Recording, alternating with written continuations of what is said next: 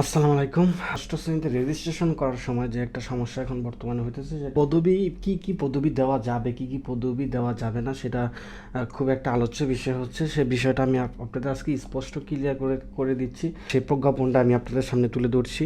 তো দেখেন, এখানে যে বলা আছে যে শিক্ষা বোর্ডসমূহ প্রতিষ্ঠান থেকে সার্টিফিকেটের নামের পূর্বে শ্রী, জনাবা, শ্রীমতী, মিস্টার, মিসেস, অ্যাডভোকেট, হাজি, Alhaji, engineer, late, major, colonel, তারপরে আছে ডক্টর, প্রুফ ইত্যাদি ধরনের পদবি বা নামের শেষে MA, MCom, MSc, SS, BA, BCom, BSc, BSS, FRI, CS, PhD, FCPS, master ইত্যাদি ধরনের শিক্ষাগত যোগ্যতা শব্দ ব্যবহার করা হয় না, অর্থাৎ যেটা সার্টিফিকেটের মধ্যে। এরই প্রেক্ষিতে ধারাবাহিকভাবে ষষ্ঠ ও অষ্টম শ্রেণীতে শিক্ষার্থীদের নিবন্ধনের সময়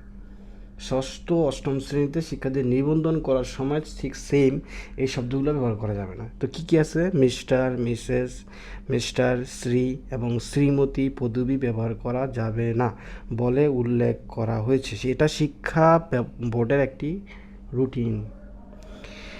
প্রতি বছর এভাবে বিজ্ঞপ্তি প্রচার করা হয়ে থাকে। কোনো সম্প্রদায় বা গোষ্ঠীকে হেয় প্রতিপন্ন করার উদ্দেশ্যে বিজ্ঞপ্তি প্রচার করা হয়নি। এতে ভুল বোঝাবুঝির যেন কোনো অবকাশ না হয়, সেজন্যই ব্যাখ্যা প্রদান করা হয়। বিষয়টা অবশ্যই আপনারা বুঝতে পারছেন, তাইলে ক্লিয়ার যে আসলে এই শব্দগুলো আপনার যে সার্টিফিকেটে কোনো মতেই ব্যবহার করা যাবে না। এটার ব্যবহার করার পরবর্তীতে পারে যে আপনি যোগ্যতা অর্জন করেন, আপনি বিসিএস করেন, আপনি বিভিন্ন ক্যাডার হন, আপনি হাজি হন, আপনি ডাক্তার হন, এমবিবিএস হন, পরবর্তীতে হইলে তাইলে আপনি সেটা পরবর্তীতে আপনি অ্যাড করতে পারবেন আপনার নামের ক্ষেত্রে।